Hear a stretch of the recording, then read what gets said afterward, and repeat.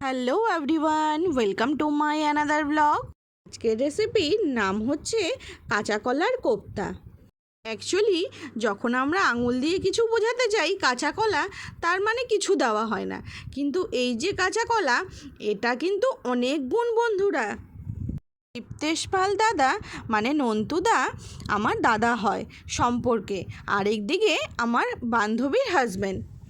নন্টুদা, তোমার কথায় বানিয়ে নিলাম এই রেসিপিটা, দেখো কেমন হয়েছে। আর বন্ধুরা, আমরা বাঙালি বস, আমরা খোসাটাও ছাড়বো না, সেটারও একটা পদ করে নিলাম। এই কাঁচা কলার খোসা বাটাটা গরম ভাতের সাথে খেতে কিন্তু দারুণ লাগে। দেখেছো বন্ধুরা, আমি কাঁচা কলাটাকে কেটে সেদ্ধ করে নিয়েছিলাম। তারপর তার সাথে নুন, হলুদ, কিছু আলু সেদ্ধ মিশিয়ে ভালো করে মেখে নিলাম।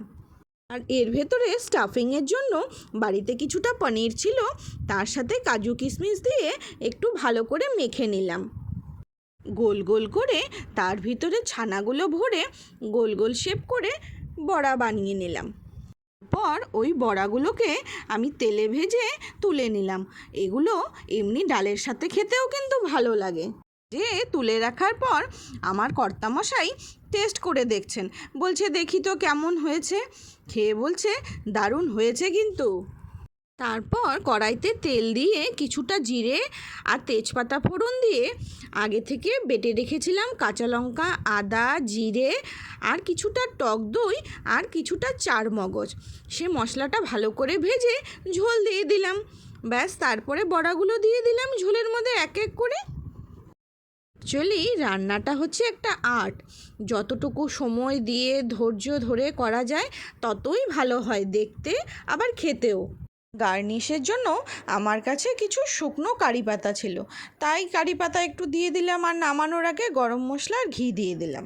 ব্যাস, তৈরি হয়ে গেল আমার পনিরের পুর ভরা কাঁচা কলার কোপ্তা। আমার রান্নাঘরে আজকের মেনুতে ছিল কাঁচা কলার খোসা বাটা, ঢেঁকি শাক, আর ছিল পনিরের পুর ভরা কাঁচা কলার কোপ্তা। তোমরা একবার ট্রাই করে বাড়িতে দেখো, খেয়ে কেমন লেগেছে সেটা আমাকে কমেন্ট করে জানিও কিন্তু। আজকের মতন ব্লগটা আমি এখানেই শেষ করলাম। সবাই ভালো থাকবেন, সুস্থ থাকবেন, আর আমার ভিডিওটা ভালো লাগলে একটা লাইক করে দেবেন প্লিজ। আজকের মতন টাটা, আবার দেখা হবে অন্য একটা ভিডিওতে।